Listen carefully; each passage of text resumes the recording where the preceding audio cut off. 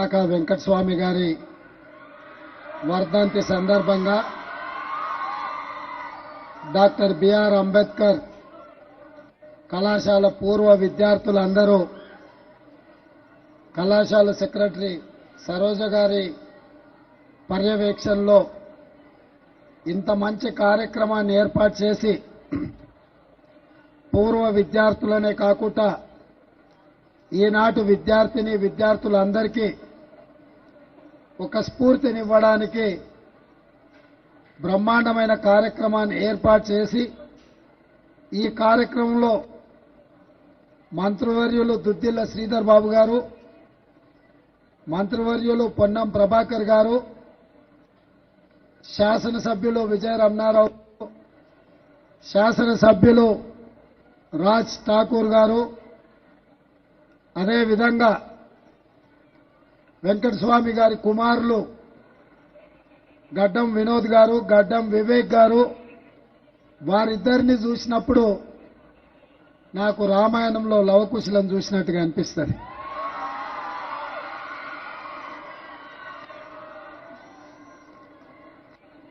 వారితో పాటు వేదిక మీద మా జిల్లాలో అత్యంత క్రియాశీలక పాత్ర పోషించి రాజకీయాలలో తన యొక్క ముద్రను ఏర్పాటు చేసిన డాక్టర్ శంకర్రావు గారు, అదేవిధంగా విష్ణునాథ్ కేరళ ఎమ్మెల్యే గారు, అదేవిధంగా కేఆర్ నాగరాజ్ ఎమ్మెల్యే గారు, చాలా మంది మిత్రులు వేదికను అలంకరించారు.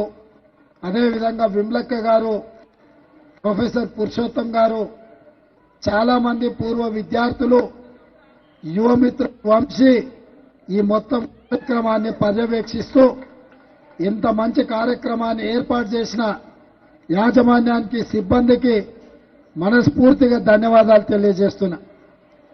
మిత్రులారా,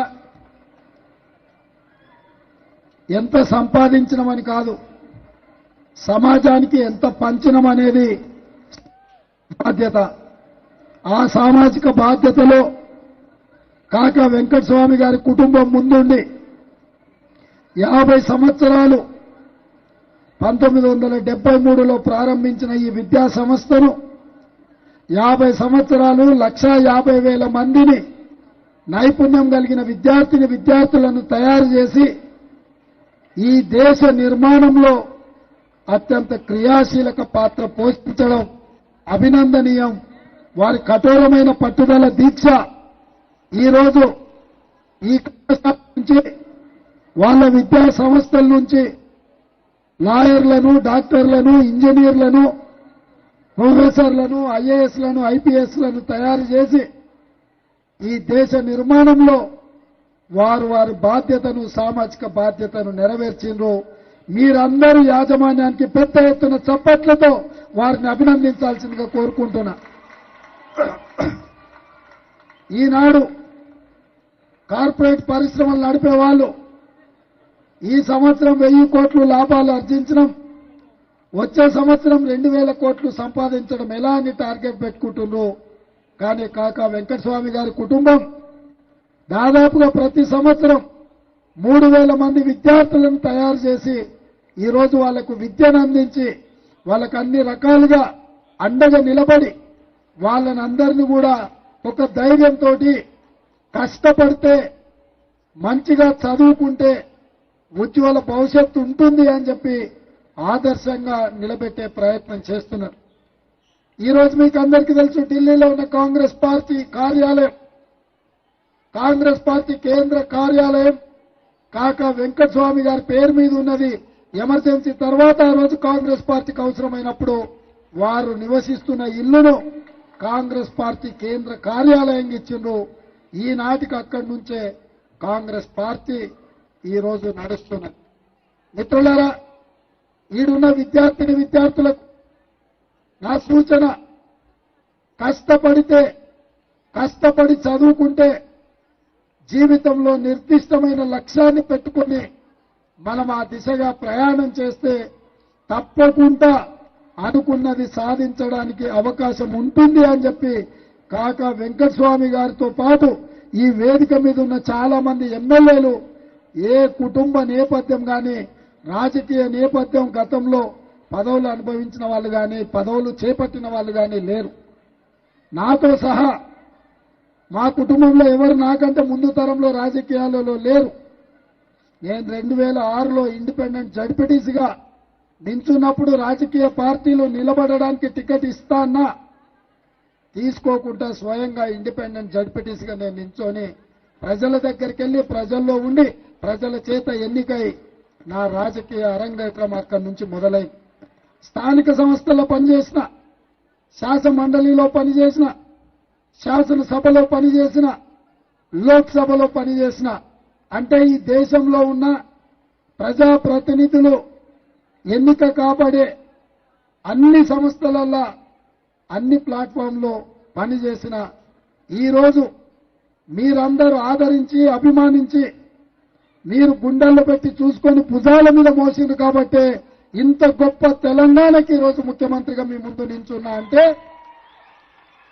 4 కోట్ల తెలంగాణ ప్రజల యొక్క ఆశీర్వాదం, 30 లక్షల మంది నిరుద్యోగ యువకుల యొక్క పోరాటమే ఈరోజు కాంగ్రెస్ పార్టీ అధికారంలోకి రావడం, నేను ముఖ్యమంత్రి కావడం అని చెప్పి నేను సవినయంగా తెలియజేస్తున్నా.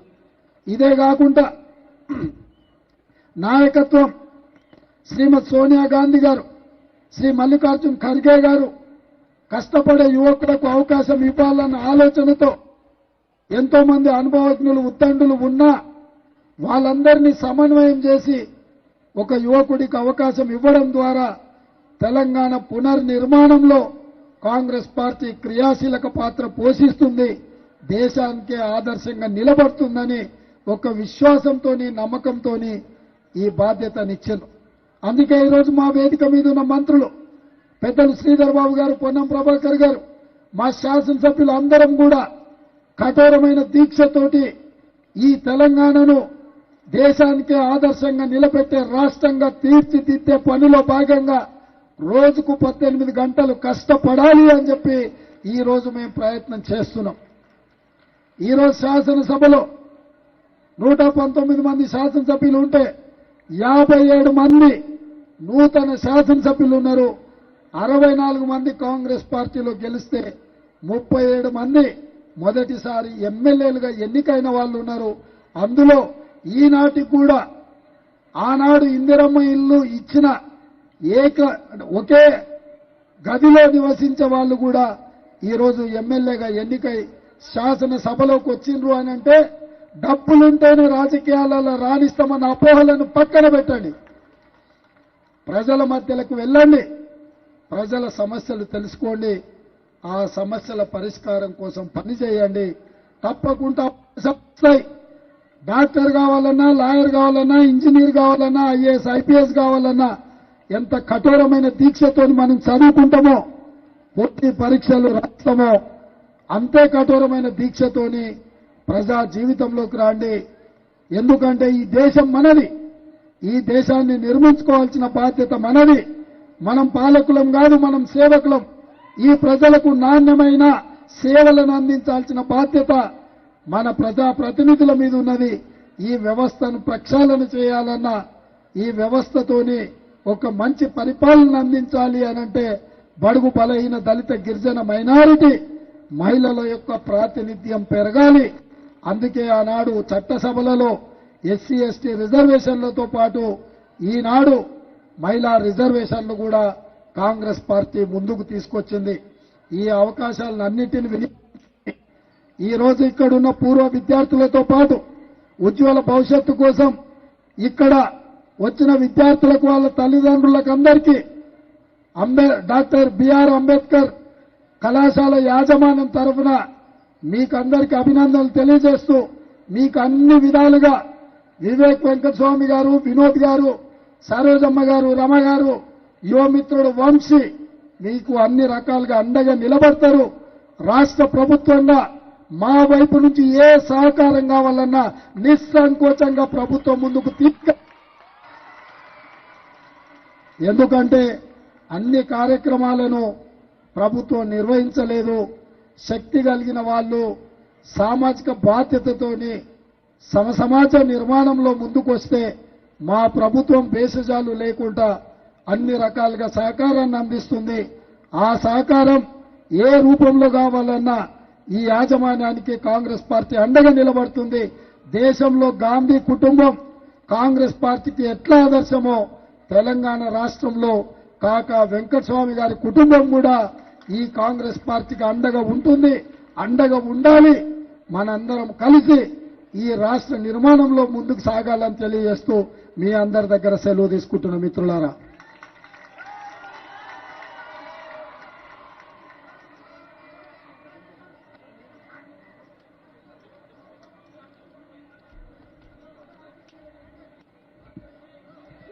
థ్యాంక్ యూ సార్, ధన్యవాదములు. ఎవరు ముందుకు రావద్దండి ప్లీజ్, దయచేసి ఇంకా చిన్న ప్రోగ్రామ్ ఉంది. It is a program felicitation to the toppers and chief guest. Now I request Vamshi madam, Varsha madam గారు టు ఫెలిసిటేట్ అవర్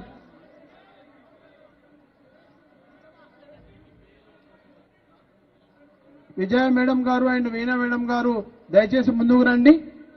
మన చీఫ్ గెస్ట్ సీఎం గారికి ఫెలిసిటేషన్ ఉందండి. దయచేసి మా యొక్క చిన్న ఆతిథ్యాన్ని స్వీకరించవలసిందిగా. It is great honour and privilege to felicitate our dynamic Telangana ముఖ్యమంత్రి వర్యులు by Vijaya madam and Veena madam గారు. గట్టిగా చప్పట్ల ద్వారా మన యొక్క ప్రియతమ నాయకుడిని సన్మానించుకుంటున్నాము. వారికి ప్రత్యేకమైనటువంటి అభినందనలు.